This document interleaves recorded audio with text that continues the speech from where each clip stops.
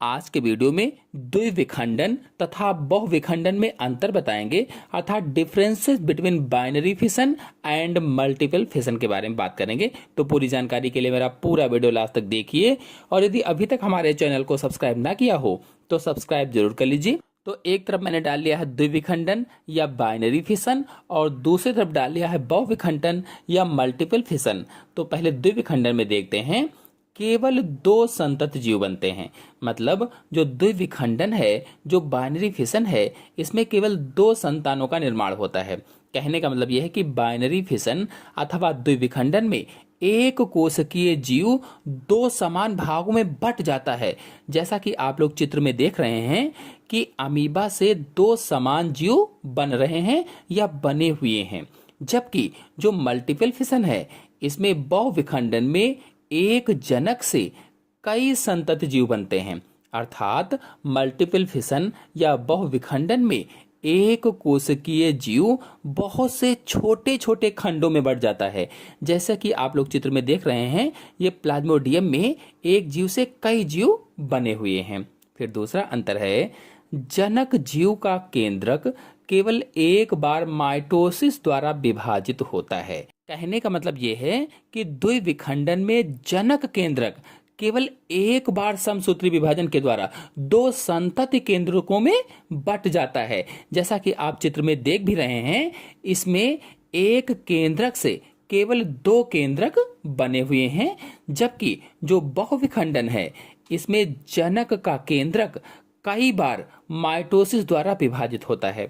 अर्थात बहुविखंडन में जनक केंद्रक कई बार समसूत्री विभाजनों के द्वारा विभाजित होकर कई केंद्रकों में बटा हुआ है। जैसा कि आपको चित्र में दिख भी रहा है कि इसमें एक केंद्रक जो कई केंद्रकों में, कई छोटे छोटे केंद्रकों में बट गया है।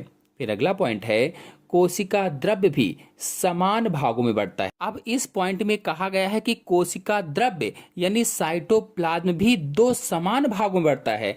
तो आप चित्र में देख ही रहे हैं कि केंद्रक के साथ ही कोशिका द्रव्य भी दो बराबर भागों में बट गया है, जबकि बहुविखंडन या मल्टीपल फिशन में कोशिका द्रव्य प्रत्येक संतति केंद्रक के चारों ओर इकट्ठा होकर नए संतति जीव बनाते हैं। मतलब बहुविखंडन में जो साइटोप्लाज्म है, जो कोशिका द्रव्य है, ये संतति केंद्रकों के चारों ओर आ जाता है, चारों तरफ इकट्ठा हो जाता है, और चारों तरफ इकट्ठा होकर के नए जीव का विकास करता है। अगला पॉइंट है, कोशिका द्रव्य अवशेष के रूप में नहीं बचता है। यानी बाइनरी फिशन या द्विविखंडन में जो कोशिका द्रव्य होता है, वो अवशेष के रूप में नहीं बचता है। चूंकि द्विविखंडन में जो साइटोप्लाज्म है, कोशिका द्रव्य है, ये दो बराबर भागों में बट गया था, इसीलिए तनिक भी कोशिका द्रव्य शेष नहीं बचता है। जबकि जो बहुविखंडन है, मल्टीपल फिशन है, इसमें कोशिका द्रव्य की कुछ मात्रा बहुविखंडन के बाद में बच जाती है। यानी बहुविखंडन में जो न्यूक्लियाई हैं, बहुत सारे बन गए हैं, इनके सबके चारों ओर थोड़ा थोड़ा सा लग जाता है, यानी चारों तरफ उसके लग गया।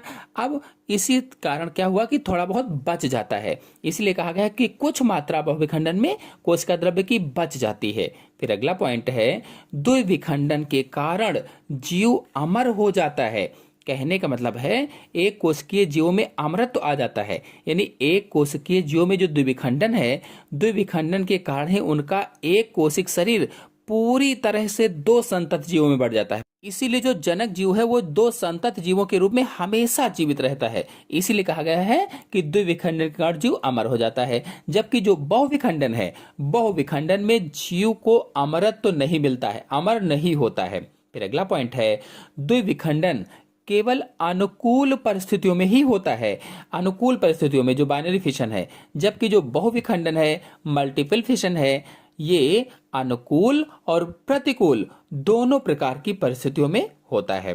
अगर द्विविखंडन या बाइनरी फिशन के उदाहरण को देखा जाए तो अमीबा, पैरामीशियम, युगलिना, बैक्टीरिया, इन सब में द्विविखंडन या बाइनरी फिशन होता है। जबकि बहुविखंडन में प्लाज्मोडियम है, मोनोसिस्टिस है, इनमें मल्टीपल फिशन या बहुविखंडन के द्वारा जनन होता है।